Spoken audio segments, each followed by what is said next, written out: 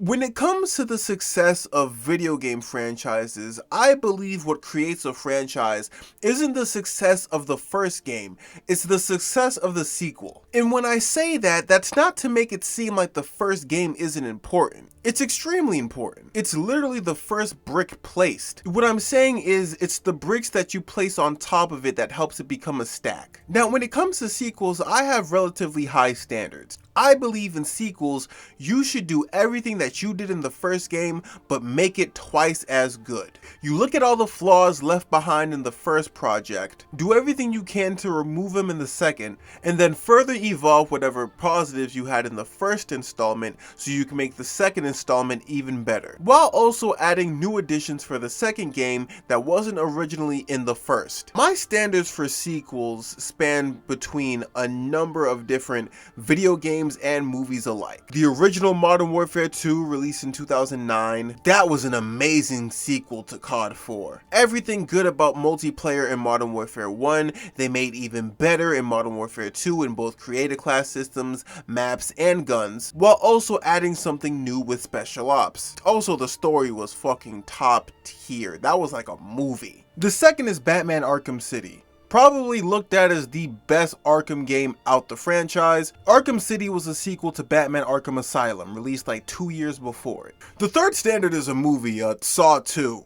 I don't think I can show footage of that movie without getting taken down, so I'm not even gonna try. Amazing sequel to Saw 1. If you haven't seen it, watch it. Those are like 3 pretty big examples of my standards for sequels, but I'll say outside those 3 properties, I think another game that solidified my standard for video game sequels was Assassin's Creed 2. Released in 2007, the story of Assassin's Creed 1 was a story about a young man named Desmond who was thrown into a machine called the Animus, which allowed him to travel back in time to relive the moments and memories of his ancestors. The ancestor who you followed throughout that game was Altair, a high-ranking member of the Brotherhood of Assassins during the years of 1191. Now, from what I've heard, originally this was supposed to be a Prince of Persia spin-off, or a continuation of the series. However, its creator decided that he wanted to make it a standalone game, and so rather than getting a Prince of Persia spin-off, we got Assassin's Creed. And the game was a hit, receiving many positive reviews from different video game critics, and being stated to have sold over 8 million copies come early 2009, which was like a good year and a half away from its late 2007 release. The game was so successful, it ended up getting a sequel in Assassin's Creed 2, released late 2009. Releasing on November 17th of 2009, Assassin's Creed 2 was a direct sequel to Assassin's Creed 1, literally picking up the story where it left off at the end of Assassin's Creed. Yo, this game was fucking phenomenal. Well, it had flaws, but still, it was fucking phenomenal. Everything they did good in Assassin's Creed 1, they expanded upon in Assassin's Creed 2. Everything they did it better. And that's not to say that it didn't have flaws, but in comparison to the first game, Assassin's Creed 2 was the epitome of the word upgrade. The atmosphere, the environment, the size of the environment, the gameplay. Assassin's Creed 2 did so many things right. And it also did a few things wrong, both of which I will address in the video. This game and its main character is heavily beloved within the fan base, so much so that many people have considered this the best Assassin's Creed game of all time. Now that's fairly debatable. Everyone has their favorites and opinions, but nonetheless, this game has received enormous amounts of love throughout the years, and there's a rightful reason to that. Now, Assassin's Creed 2 opens up like this. We get a recap of the story for Assassin's Creed 1, told through the main character of Desmond Miles. I assume the summary of the first game was meant for people who probably didn't play it, so that way they wouldn't be too lost as to what happens in the events of Assassin's Creed 2. Now, after the recap is done, we awaken as Desmond in his room, where he's being held captured by Abstergo, who are secretly the Templars. Lucy, who was taken away at the end of the first game, reappears in his room and orders him to get back into the Animus. But mind you, there's blood on her shirt, so she probably just caught a body. Desmond enters the Animus, and rather than entering the memories of Altair, we are instead introduced to a mother giving birth. After pushing out her new baby boy, she is then greeted by her husband Giovanni. After taking in his features, Giovanni then decides to name their newborn son Ezio Auditore. We then exit the Animus and are back in the body of Desmond. Now, Lucy is helping Desmond break out of Abstergo. Finally leaving the room and office of the Animus, they run through the halls to make their escape. Now, Lucy, who has been acting very mysterious and out of character throughout the time that we've been talking to her, proceeds to beat the shit out of two guards who tried to stop them. Now I'm nervous, because throughout the first game, I just looked at her as the assistant. But now she's shaky, she's secretive, she apparently got hands, and she is very hell-bent on escaping Abstergo with Desmond. The mission gives us the opportunity to explore a little bit more around Abstergo. We see different cubicles of Animuses in them, with guards patrolling the perimeter on damn near every level of the floor. It's a very tight-knit facility. Now, Desmond's ego vision finally starts to come into play, and he uses it to bypass a security system, which he and Lucy then use to get into an elevator to go down to the parking lot, where they are greeted by over a dozen guards. After fighting their way through all of them, Lucy then puts Desmond in the trunk of her car and they drive to a new location. Now, as they walk through the new location, Lucy basically reveals to Desmond that this time around,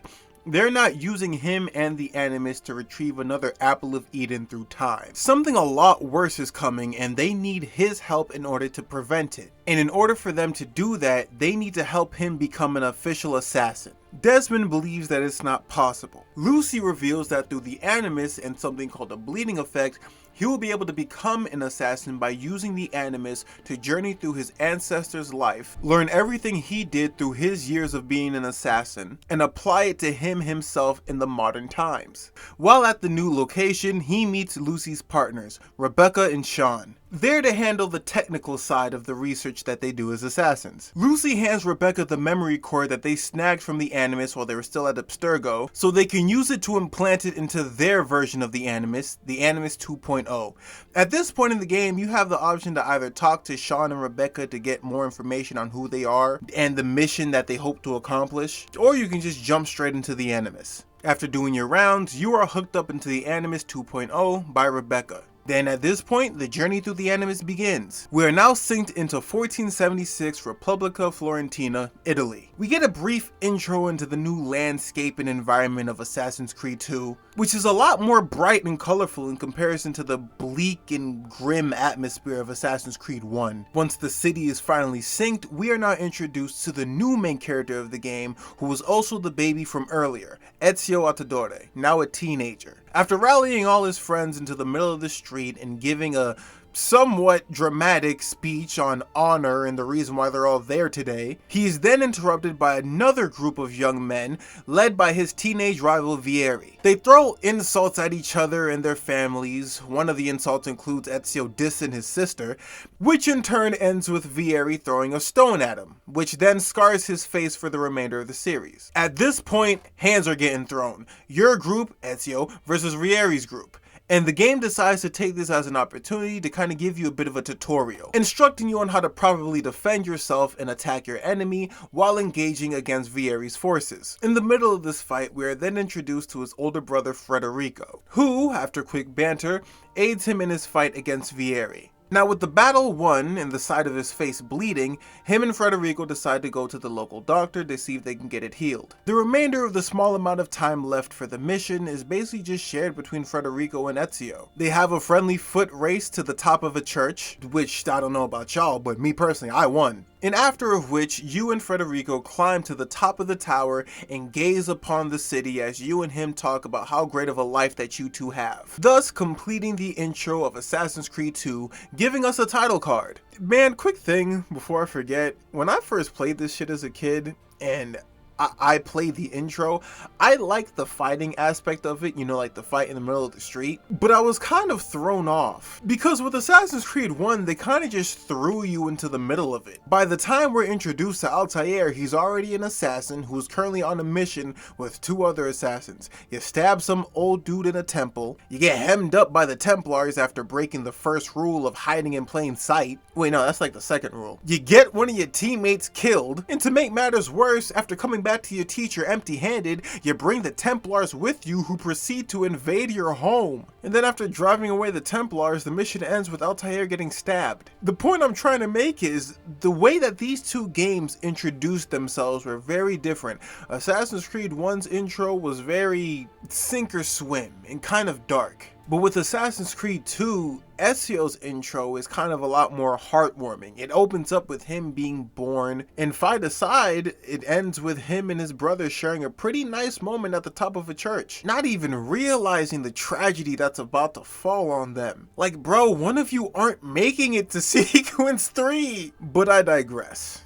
Now with the intro out the way, Federico decides that they should probably get back home to their father, while Ezio decides that he wants to see Cristina, his girlfriend. After breaking her down, he spends the night over, and the next morning they're found by her father. Now Ezio gotta run back home while trying to escape the guards that Cristina's father set on him. After the escape, we are then introduced to his father, Giovanni. Now the next like 4 or 5 missions is really just Ezio interacting with his family, collecting feathers for his little brother, beating up his sister's cheating fiance, helping his mother bring supplies to Leonardo da Vinci's house, who actually plays a pretty big role in this game. This chapter of the game just showcases his relationships with each family member that he has. But out of all the missions in this sequence, I think the most important ones are the ones he does for his father. While the mission he does for his family members are a lot more heartwarming and grounded, with his father, it seems simple at first, but they all have underlying messages with them. Giovanni has Ezio deliver letters and messages to different people around Florenza, like a mailman. And it seems fine until you get to the people that he has you deliver these things to. Like, there's a slow build-up to the tragedy that happens come the end of this sequence. Like the first person who Ezio delivers to, when he goes to deliver to them, they're not there. A friend of theirs was there in their place, who says that they left the city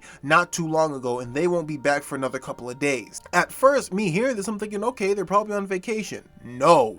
Because come like the third mission where you have to deliver packages, the recipients start to become a little more shady. Like one of the people who Ezio delivers to, he meets him in like this balcony behind a house. And before he even gets the package from Ezio, he asks him if he was followed. And after getting the package, he tells Ezio to warn his father that they are moving that night and that he needs to leave too. And Ezio, who is visibly confused, decides to go back home to tell his father, and once he gets there, he finds that the house is completely trashed, and the maid tells them that his father and his brothers were all taken to prison. His mother and sister are hiding in the back, shaking and scared. The maid decides to take them to their sisters while Ezio goes to meet his father at the prison. While talking to his father, Giovanni kind of reveals that he knew that this was going to happen, and that he was expecting guards to come through and arrest him. Rather than explaining to Ezio what's going on, he instructs him to go back home and go into his office and find a hidden door. Behind that door is a chest with all of his belongings, which he tells Ezio to take everything from. Using his eagle vision, Ezio finds the hidden door and the chest hidden behind it. Now within the chest, Ezio finds assassin robes, a hidden blade, and a sword, all owned by his father, now owned by him. He suits up, donning his father's old attire and weapons, and he follows his father's instructions to deliver a letter and documents to their family friend Umberto. Eventually, Ezio gets to his house and he drops off the documents. He explains to Umberto that his father and brothers were imprisoned and that he was told to bring these letters to him. Now Umberto explains that these documents are evidence of conspiracies against the city and against his family, and if he were to present them at their trial the next morning, then they'll all be let go. Trying his best to comfort Ezio, quote unquote, and let him know that everything will be fine. Now fast forward, come the next morning, we get to the trial. Ezio's father and brothers stand on a stage awaiting their verdict with nooses around their necks. Umberto, being the judge of said trial, blatantly lies and states that no documents proving their innocence was brought to his house last night. Betraying Giovanni's and Ezio's trust, he tries them guilty of treason. Now Ezio, who was standing in the crowd watching the trial, is now forced to watch his brothers and his father be executed on the spot. Now Umberto spots Ezio in the crowd and orders the guards to kill him, labeling him as a conspirator to their crimes. Ezio, outnumbered and outgunned, is forced to run. Now eventually he links up with Leonardo da Vinci. Leonardo helps put together the pieces of the hidden blade left behind by his father, and Ezio, now equipped with one, uses it to take his revenge. Now Ezio, who gets Umberto's location of the night, springs out the crowd with the hidden blade in hand and kills him dead. Like brutally, man. This dude stabs him like 7 times in the chest. And now I want to show y'all the aftermath cutscene to this event, because it's probably one of my favorite scenes in this whole game. The Auditori are not dead! I'm still here! Me! Ezio! Ezio Auditore! Now, his family's last name is basically tarnished. His brothers and father are now dead, and so now it's just him and his sister and mother. Now, they need to flee the city to go who knows where and away from their home. Now, on this journey, they run into his teenage rival, Vieri. And some time has passed now, they're both now officially adults, but Vieri's still holding on to whatever grudge they had before, and him and his men are now there to kill him. Now thankfully, Ezio's uncle Mario and his troops show up on time to kill off Vieri's forces, having him run off once again. Now at this moment is where we officially begin the journey of Ezio's life as an assassin. His uncle Mario provides refuge for Ezio, Claudia, and their mother down at his villa. Now there's a little confusion because Mario thought that Ezio came here for reasons that we'll explain in a minute. Now the next day, his uncle Mario encourages him to allow him to teach him how to properly fight. And Ezio, agreeing to this, meets him outside in the courtyard. And it is there where he reveals that his father, Giovanni, was not actually a banker. He was an assassin. And he assumed that the reason why Ezio and his family came here was so that he himself can train to become an assassin and further his father's work. Okay, now I kind of want to fast forward a little bit more into this story, or throughout the story in general, because this story is so fucking long, I'm not about to summarize the whole thing. Now eventually, Ezio agrees to uphold his Uncle Mario's wishes and continue his father's work as an assassin by becoming an assassin himself. Throughout his journey, Ezio has to kill a pretty long list of Templars, a list that basically lasts him 22 years. The beginning of said 22 started with Umberto, technically, but the first up on his official list is Vieri, who was also a Templar this whole time. Him and his father, who was also on the list. After invading the city with his uncle and his troops, him and Vieri have their final fight on top of a tower. It is there where he finally kills him. Now, I gotta ask, this sequence between Vieri and Ezio, where he basically stabs him to death, it kind of confused me. See, at the time, I always looked at them as like schoolyard rivals. Like even their fight in the beginning of the game, I didn't think it was that serious. That was just 2 teenagers who didn't like each other and just started fighting in the streets. Like, was it really that serious to whereas one of them had to now kill the other as adults? And the game never really explained their rivalry and how it started. I think it was more of like a father thing, like Ezio's father, that makes him the son of assassins, and Vieri's father, being a Templar, that makes him the son of a Templar, and Vieri seemed more embedded into that cause than Ezio was to his. And I guess for him, it was that serious? Like, I don't know, it always seemed kind of much to me. But anyways, Ezio and Mario make it back to the villa. And Mario then explains who Rodrigo is. According to Mario, Rodrigo Borgia is the most powerful man in Europe and the leader of the Templar Order. Ezio, upon hearing this, takes it as him being the most responsible reason for the death of his family. And at that point vows to kill him, along with every other Templar on the list of names that his father had. So before he's able to kill Rodrigo, he feels like he needs to kill every other Templar before him. With Umberto and Vieri out the way, he decides to continue his list with Francesco, Vieri's father. Before continuing his journey of dead Templars, Ezio and Mario go over the codex pages, stating that each page represents a piece of a map, and if they get all the pages together, they can find out what that map translates to. So now, for the remainder of his journey, Ezio has 2 sets of missions.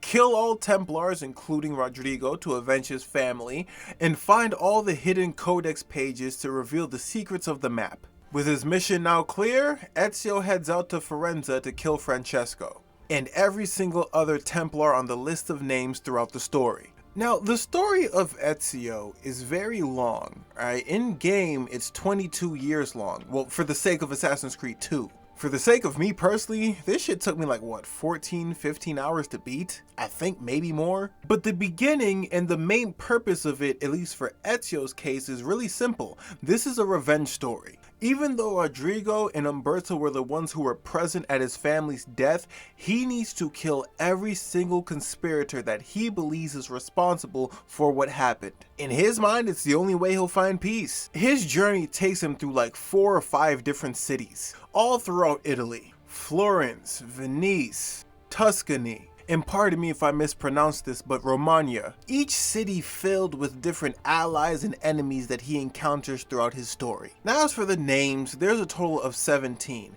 With the exception of Rodrigo, you need to kill 16 different conspirators before you even have the chance to kill the final boss, while also gaining all 30 codex pages in order to progress to the final boss's mission. Those are the main stipulations for completing the game. Now, even though I said I wasn't going to talk about the entirety of Assassin's Creed 2's story because it would be too long, I do want to talk about some of the missions that I enjoyed the most before getting to the ending itself, or more so moments in the game that caught me. So throughout his story, you have the list of names you gotta kill, but you also meet a number of different allies that aid you in different ways. For example, one of them being Lorenzo de' Medici. He is a statesman who Ezio helps save from a Templar assassination. At this point in the story, he is there to help Lorenzo rid Florence of the Templars' political control over the city, which he succeeds in. Now at the time, I thought that Lorenzo was just your typical councilman, a member of the state doing everything he can to help rid corruption politically. And partially I was right, but there's a lot more to his character that coincides with Ezio and his story, and I'll explain that in a minute. Another ally that he meets throughout his journey, even before Lorenzo, was Paola. Paola was the madam of a brothel, and at said brothel, she provided refuge for both his sister and his mother. This was just at the point where his father and brothers were killed. Before he even meets Mario, he has no teacher. He didn't exactly properly know how to carry himself. Paola was technically the first teacher that he had. She taught him how to blend in with the environment, steal, and engage with his surroundings. Remember that second rule I was talking about earlier for the assassins? Hide in plain sight? She basically taught him that. And like Lorenzo, she also plays a pretty big part in Ezio's story later in the game. Caterina, Countess of Forli, she plays another ally role throughout his story. He meets her for a brief period before entering Venice, but he returns a lot later and helps her defend Forli against Templar invaders, who invaded Forli simply to retrieve the Apple of Eden. Now, Caterina is a very powerful woman as the leader of Forli, but as I said previously with his other allies, once again, she plays a bigger role. Teodora, Antonio, Machiavelli, Barto. All these people aren't just friends he makes along the journey. They didn't meet him by chance. All these people who coincidentally pointed him in the right direction of whatever Templar he was there to kill, they were there on purpose because all of them were assassins the whole time. Revealed around the end of the game in sequence 13, all members, all allies that he made throughout his journey came together around the last sequence to tell him who they were truly. This entire time, his entire journey, they were low-key testing him. They are the Italian Brotherhood of Assassins, and they each revealed that they wanted to bring him amongst their ranks. And it's funny because at the time, I remember thinking about, because he was the only assassin at the time, the differences between Ezio and Altair. Altair being born into the Brotherhood, so having all the rules embedded in him. Ezio ended up learning late. He didn't get to learn the ways of the assassins through teachers at the temple. He kinda had to learn in the streets. Little did he know that he was being taught the way of the assassin, just not through a traditional sense. Now that was probably like the first big twist in the game for me. We're gonna get to like the second big twist a little later. Now there are 14 sequences throughout this game, but the main ones I want to talk about right now is sequence 13 and 14. That's like the ending of the game. Now, sequence 13 is filled with a lot of cleanup missions. They are set between the final 2 years of the game. Now, the Apple of Eden, or the first piece of Eden, is in the hands of a mad monk named Savonarola. Upon finding this out, Ezio gets the chance to go back home to Firenze. Why? Because that's where the monk has set his sights on. And upon returning home, he notices that everything is different. Due to the power of the Apple of Eden, the monk has taken control of Firenze, using the power of the apple to warp the minds of its leaders to now worship him, and in turn using the power that these leaders have to rain misery on Firenze. Ezio is now forced to kill all 9 leaders before he has the chance to reach the monk. This mission was so fucking annoying. Because technically it's 9 missions. You need to kill all 9 of them, all in their own ways with their own difficulty. Easily the most annoying was the boat mission. There's a mission where you have to kill one of the lieutenants on a boat that's surrounded by guards and you can't be detected, and if you get detected, you desynchronize. It took me a few tries to complete it. Little did I know you just had to kill one of the members outside on the docks, and that would cause the members on the boats to basically walk away and investigate, giving you the opportunity to assassinate the lieutenant while no one's around. Other than that, the missions were relatively cool. And then eventually you finally get to the monk. After mowing down all 9 leaders, you have the opportunity to kill him. Due to you taking out every single lieutenant, his hold over the people is now gone, and the people of Firenze now rally against the monk. It is there in this rally where Ezio is able to disarm him and retrieve the Apple of Eden from his grasp, until unfortunately it is stolen by a random guard. You need to then track down this guard and kill him so you can get the Apple of Eden. Now fast forward to the next mission. The people of the city rally against the monk and decide to execute him for all of his wrongdoing against them and their people. Their choice of execution? Burning at the stake. And ironically, this is the same place where Ezio's family was murdered. Ezio, not wanting to see a man burned to death, decides to take it upon himself to give him a quick death. And it is here where, after killing the monk, he gives a speech to the booing crowd on forgiveness, basically, and the consequences of revenge, and about how he was once in their shoes and he once lost people to the rope at this very stage, and how the people who he's met throughout his life helped change him, and how it's up to them as a people and a city to follow their own paths in life, rather than being told what to do by monks and leaders. Leaving the crowd with this knowledge, Ezio, his uncle, and the remainder of the Italian Brotherhood set their sights on killing Rodrigo. Now at this point in the game, this is the final mission. You have all the codex pages, everyone else is dead. All that's left is for you to decipher the message behind the codex and find out where Rodrigo might be. Now after completing the codex puzzle, it's revealed to be a map, and on said map are locations of a vault. The vault is located in Roma. And it's at that point where they realize the reason why he decided to become the Pope. Yeah, by the way, Rodrigo is the Pope. While Ezio has the Apple of Eden, Rodrigo has the staff. Now, if you were to put those two together, that would be the key to opening the vault. So Ezio travels to Roma in an attempt to stop him. Now, unlike the other cities, you don't get the option to explore Rome. It's a very linear level with different guards and soldiers that you have to go through in order to get to the end, which is Rodrigo. Now, once you get to him, you two have your second to final standoff. You, Ezio, holding the apple, and him holding the staff. Now, this part is relatively easy. You can sword fight him or fist fight him if you want. If you want to prolong it and listen to the full dialogue, that is. But if you want to get through it quick and get to the second portion, just use your throwing knives. They literally knock down a bar of health with each hit. Now, nearing the end of the first fight, Rodrigo uses the staff to immobilize Ezio long enough for him to go through a secret passage below the church. Now, with Ezio following suit, both Ezio and Rodrigo are now at the outer layer of the vault. Unfortunately, Rodrigo has both the staff and the apple, and he uses them as a key to open the vault. Unfortunately for him, however, he doesn't know how to properly use it to open the vault. Now all that's left is him and Ezio, and at this point they drop all their weapons and decide to duke it out as a final confrontation to end the game. Now it's literally just a basic fist fight. No swords, no weapons, no artifacts. I mean, Rodrigo's souped up on Apple of Eden juice, but still, it's a fist fight.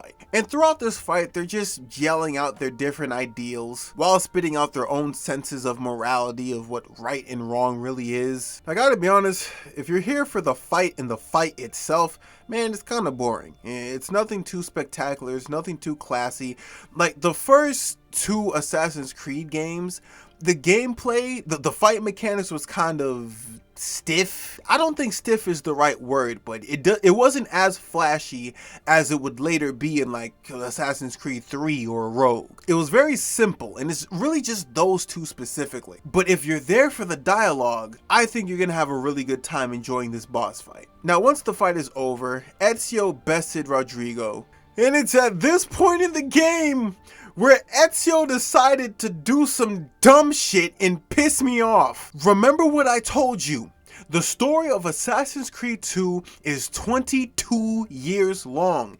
That is 2 decades and some change worth of Ezio mowing down, killing a list of different Templars, both on the list and off the list now that I think about it. Multiple cities toured. All of this for revenge, so he can avenge the death of his family, right? This 200% punk bitch decided that he wanted to pull a Last of Us and let the bastard go. So now you decide you're better than this. Now you decide to be the bigger person. 22 years of killing these motherfuckers, and now that you're at the head of the snake, the worst of it all, the reason for this game even existing, you let him go? You are dumb as fuck! Like, what was the point of me playing this shit? This angered me as a child, this angered me as a teenager, and this has angered me as an adult. I will never understand the thought process behind this. But you know what? It's okay. It's alright, I swear to God. The ending after, what happens after him letting him go, it was fucking worth it. It was so much bigger than what the fuck I just witnessed. Now, once the fight is over, the staff and the apple are combined, and they're in the middle of the floor, and they start glowing. Like bright lights just shoot out of the staff, and the door for the vault opens. Ezio, being curious, decides to walk through the door. He goes through the door, and there are these like pillars with these different glowing lights and symbols all across the floor and walls. And it is at this point my mind was fucking blown. Ezio stands in the middle of this room, and all of a sudden this being of light just appears out of nowhere and greets him as a prophet and requests him to hand over the Apple of Eden as an attempt to give thanks. Ezio asks the being that appeared, "Hey, who are you? What's your name?" And she reveals that her name is Minerva, while also naming off the other beings before her that have now been relabeled in death. And Ezio proceeds to call her a god. She corrects him and explains to him that what she is, along with her comrades, are beings of an ancient civilization that came before humanity, an advanced civilization that we now know them as the Izus. And as she's explaining her existence and her origin, the room that he is in, it dissolves, and all that's left is the platform, and as if they're now in space. She explains that humanity was never fully capable of understanding what they were as people, they being the Izus. And like halfway through her explanation, she turns her attention from Ezio to the camera, heeding us of the dangers of her warning. And Ezio, he notices this, and he's like, "Hey, I don't understand the message that you're trying to tell me." And she's like, "My message ain't for you." And she notices that she's still looking over his shoulder, and he's like, "Yo, there's nobody there. Who are you talking to?" Minerva proceeds to tell this man, "I am not talking to you. I am talking through you. You are a conduit for our message." She also called him a bitch. You know what I mean? Like you can trust me. She said that. And she then proceeds to go on with her warning. She tells him that he was merely an anchor, and that her message is for who's controlling him, and that she wants him to stay silent so that we can communicate. And she proceeds to look at the camera again, at us, and tells us, the player, to listen. She reveals to us that we, the humans, who are the creations of them, betrayed them. Due to this betrayal, the Izus and the humans began a war. And according to her, they got so caught up with this war that they didn't pay attention to the sky. A great catastrophe happened that decreased the numbers of both humans and Izus incredibly. But eventually they rebuilt and made peace amongst themselves. They worked together together to create vaults to hide different pieces of Eden. Vaults that were meant to be sealed away and protected to prevent another catastrophe from happening. And if by any chance these vaults aren't protected and the apples of Eden or the pieces of Eden are once again revealed and taken, another catastrophe will happen.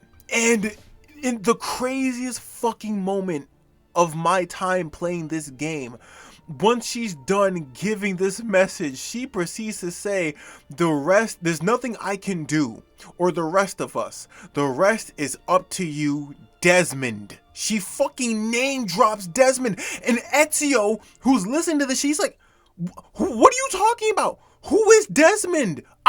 He's left so confused as to what he just witnessed and to what that message means. I swear to God, Ezio's literally begging her for more answers, and she just disappears in thin air. And immediately, on cue, Desmond, who's watching this shit, he's like, what the fuck? And then the screen just goes black, and the credits start rolling. That's the end of the game. Ezio, after 22 years of a journey, is told that everything he's experienced, the finale of his journey, isn't meant for him. It's meant for someone else, and he's just a messenger boy. Holy shit! Now, I thought that was like the official ending of the game, because, you know, the credits started rolling. But no, the credits are actually playable. That's not the finale. The finale is with Desmond, who now, Vidic and the rest of Abstergo, who are Templars, they now have the location of the new HQ. And so now Lucy and Desmond, they have to hold them off while Rebecca and Sean load up the van so they can move on to their next location. And in comparison to the first fight of the game with Desmond and the guards, this one is so much better because now he's taken in all the teachings that he's gotten from playing through Ezio and the Animus. He has his own hidden blade and he's able to take out the guards so much better than he could before. To make a long story short, they kill all the Abstergo guards and they finally confront Vidic, who then proceeds to make his escape as he sees he's outnumbered. And now the real credits roll in. The screen goes to black, and while the credits are rolling, you can hear Sean, Rebecca, Lucy, and Desmond gearing up and loading up a van so they can drive off to their next location. Thus ends the story of Assassin's Creed 2. Man, what a fucking game, oh my god. The craziest part about Assassin's Creed 2 to me is that, much like Assassin's Creed 1, the beginning is kind of grounded for the most part. Assassin's Creed 1 was able to get away with it a lot more because you didn't have anything before it, so you didn't know what to expect. But despite coming after, and many of the players now being in on the underlying message behind the game, they did a really good job of having that relatively grounded beginning, and then throughout the game exposing the darker, more conspiracy-like messages of the story. Cause I did not expect that ending, man. I did not expect the reveal of Minerva. I didn't expect her to name drop Desmond. I didn't expect this ending. And I thought I saw everything with Assassin's Creed 1's ending, man. This game was fucking amazing. Now that we got the story out the way, I want to talk a little bit about the gameplay and the main separations between this and Assassin's Creed 1. Right off the bat, the fight mechanics are relatively the same as Assassin's Creed 1. You basically just spam square against your opponent and then hold RT and square right before your opponent attacks you so you can deflect, all for you to lower those 5 bars of health against your enemies. Now, some of the things that separate Assassin's Creed 2's gameplay from 1's is now you have a lot more weapons than in comparison to 1. Like, now you have a weapon wheel. Both Altair and Ezio carry daggers, throwing knives, swords, and hidden blades, but now Ezio has a few more tricks up his sleeve. For example, they gave him a gun. Literally, the same way that he uses his hidden blade on the left wrist is the same way he uses a gun. He loads it up, you hold square after aiming at your opponent, you line up the shot, the more lined up it is, the more accurate, and you just let that bitch off. And it's an insta-kill. just as much damage as a hidden blade. Another addition is poison. You now have the option to poison your enemies, also through use of hidden blade. You also now have the option to heal yourself. You have a total of up to 15 different canisters of healables that you can use to heal at least half of your health bar when you are injured, which comes in a lot of handy because if you're like me and you're not really that great at deflecting, you get hit a lot. Another addition to the fight mechanics is the ability to pick up weapons. Throughout this game, you will encounter enemies and brutes that have spears, axes, and longswords, two-handed weapons. You now have the ability to either disarm your opponent and take their weapon, or pick it up after killing them and using it on the remaining enemies. You can also throw dirt at your opponent. Not as effective as a sword, but I don't know, it's kind of funny. And it's still very effective. Another difference I want to talk about is the theme of the games, or more so the color. This game is so colorful, man. Like, each city has its own color. Firenze is like a bright yellowish reddish kind of color, while Venice is a lot more blue, like ocean sea blue. Tuscany is very limeish green, while Florey is relatively grayish. This is a complete contrast to Assassin's Creed 1. Everything was just gray, man. It's like Twilight 1. Everything's bleak and moody and grim, which, rightfully so. That was the theme of the first game. The colors, in my opinion, represent the main characters. The reason why the first game was as grayish as it was is because Altair is a relatively grayish dude. He's very monotone and serious and kind of cold, while Ezio is clearly the warmest of the two. A little more personality, a little more charismatic, smiles a whole lot more, so the colors for most of his games are bright. The cities are also fucking huge, man. Firenze and Venice especially. Speaking of the environment, another difference between the two games is the parkour. Now, I'm kind of mixed with it a little bit. I feel like Ezio climbs up walls a lot faster than Altair, but I don't really see a reason for the parkour for most of the cities in this game. Like, if you're in Venice, yeah, the parkour makes sense. Like, you can travel through rooftops because everything is relatively connected. But I feel like in the other cities, everything is so separated to the point where there's no real reason for you to climb up buildings unless you're trying to escape guards. While in Assassin's Creed 1, I don't know if it's because the environment in the cities were so much smaller in comparison to 2, but all the buildings seem relatively closer together. So even though Altair climbs up buildings slower, there's more of a reason to use parkour with him than Ezio. And speaking of Altair and Ezio, that's another thing I wanted to talk about real quick before I dip. There are very contrast differences between Ezio's and Altair's personalities. I mean, I said it a second ago, Altair's a lot more cold, Ezio's a lot more warm. They're two very different people, and for good reasons. Altair was born into the Creed. His father was an assassin, his mother died at, I think, childbirth, and his father ended up dying when he was like 11 years old. Nonetheless, he was born into that shit, so he's a lot more hardened. Ezio's a city kid who didn't really officially become an assassin until like,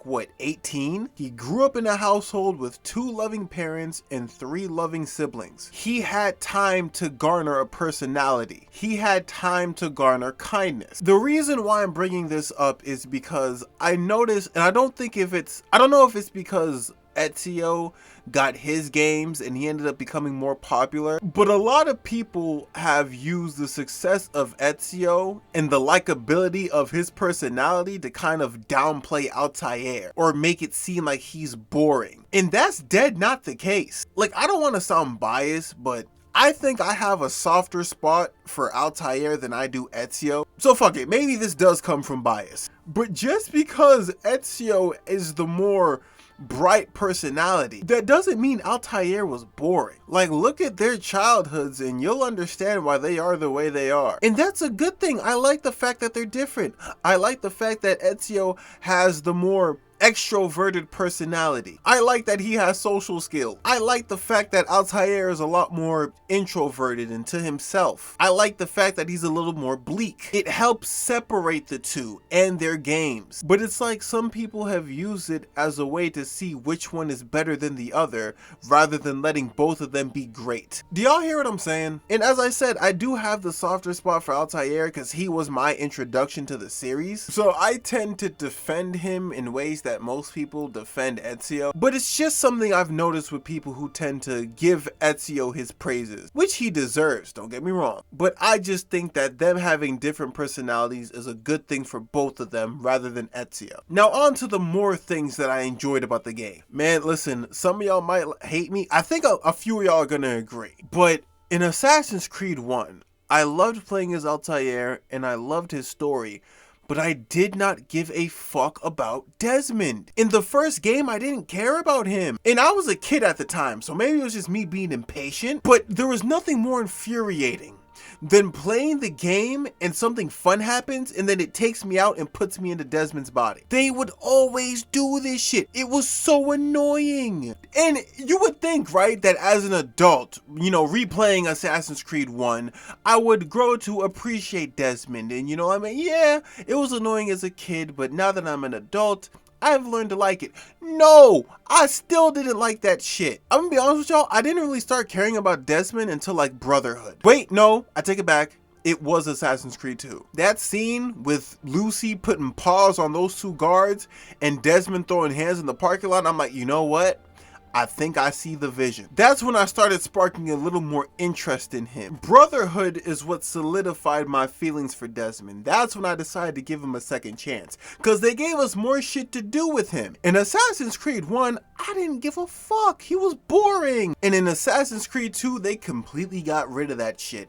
Even though the whole point of Ezio's journey and us being in the Animus is so Desmond can learn the skills he needs to progress as an assassin, you kind of forget at times that you're in the Animus. They rarely showcase Desmond outside of the Animus. They cut down on that shit incredibly. Like, I think I can only think of like 2 or 3 times where I got to play as Desmond, like, unwillingly outside of Ezio in Assassin's Creed 2. Round of applause for that shit, because I will repeat for the 5th time, I did not like that in Assassin's Creed 1. Shout out Desmond though, RIP. Oh shit, and before I forget, and this is y'all know, listen, I kind of stated it already, I love Altair, but fuck it, we gonna throw a quick jab.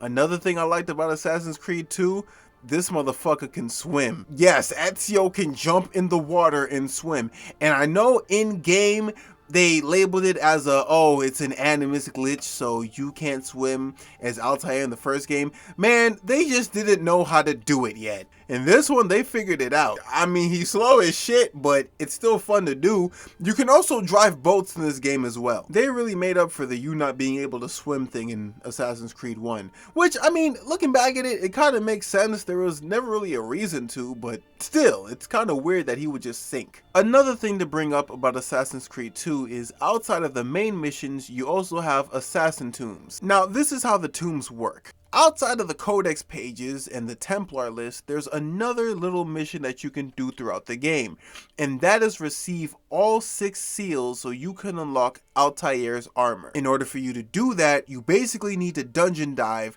through 6 different assassins' tombs in order for you to collect the seal at the end of it. You gotta go through puzzles, kill Templars, get keys, swim. A variety of different obstacles await for you in each tomb for you to get said seal. But I promise you it's worth it. Once you get all 6 seals and you make it back to the assassin's tomb for like all 6 statues and you unlock Altair's armor, it's so fucking worth it. You get like another 10 bars of health. It takes up damn near half the screen. I will say this, I was kind of confused because to me, I thought Altair's armor was white, but at the time it was black with like striped sleeves. I didn't understand it. I mean, the shit's still hard though. Next to assassin tombs, you also have Templar layers. Once again, dungeon diving, but this time you're going through the Templar shit.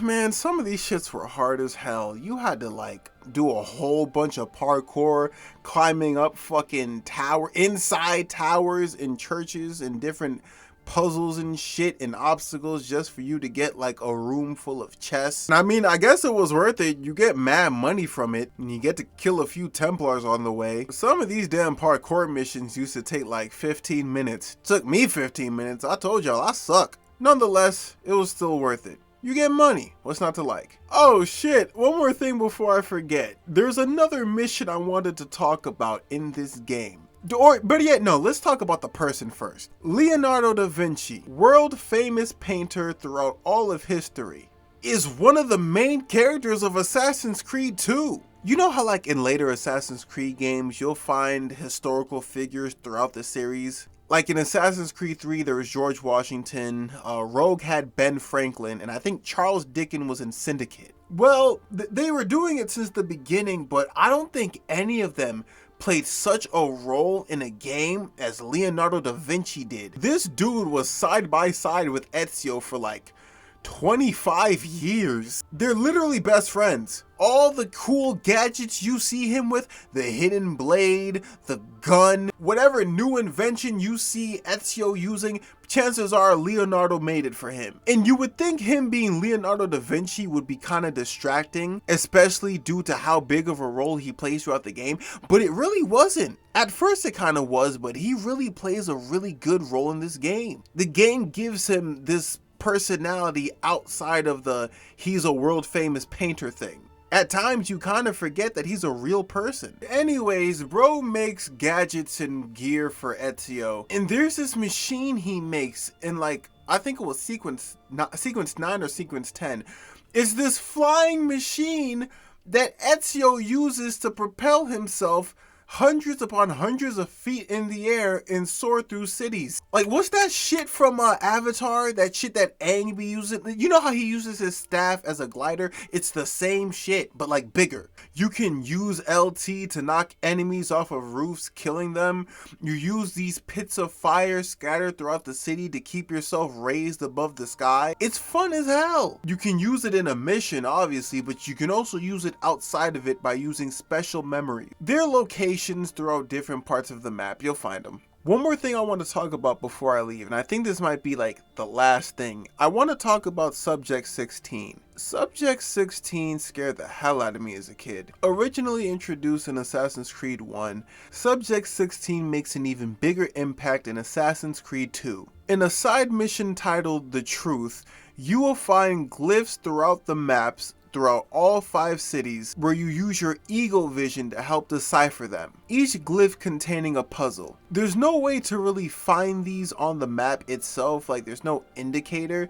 It's one of those things where it's like, if you're just walking around or you run into something and you have your eagle vision on, you might just see one staring dead at you, and you use it to decipher these puzzles in order for you to get a clip. Once you get all glyphs completed and you get all clips united, you get a cutscene. Said cutscene is of Adam and Eve escaping Eden with the Apple of Eden in hand. It's a good 30 to 40 second clip. They're clearly in distress, you know, they're escaping Eden, they're being chased by what I'm assuming is like Izu guards, and the clip ends with them being attacked by some unseen force. It was so fucking creepy, and like each puzzle you unlock, it's Subject 16 just blabbering on and on about some random nonsensical shit. I don't know, the whole truth sequence, the whole Subject 16 thing was easily like the most creepy part of Assassin's Creed to me. It's like you got this feeling of you were watching something that you weren't supposed to see, and this leaker who's presumably dead is showing you this information before his time runs out. Weird shit.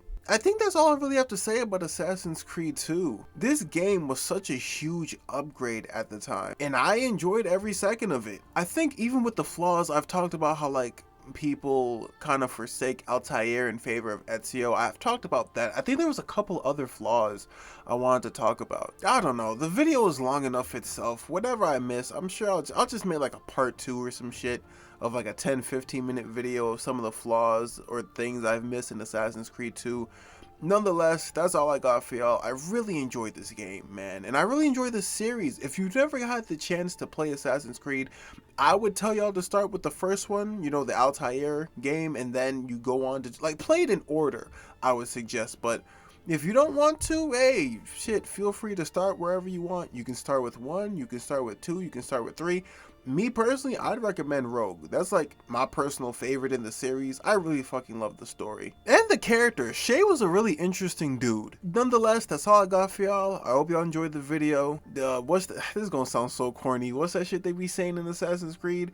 Nothing is true, everything is permitted. I want to drop that shit at least once, because I don't know I'm gonna make another Assassin's Creed video. But once again, that's all I got.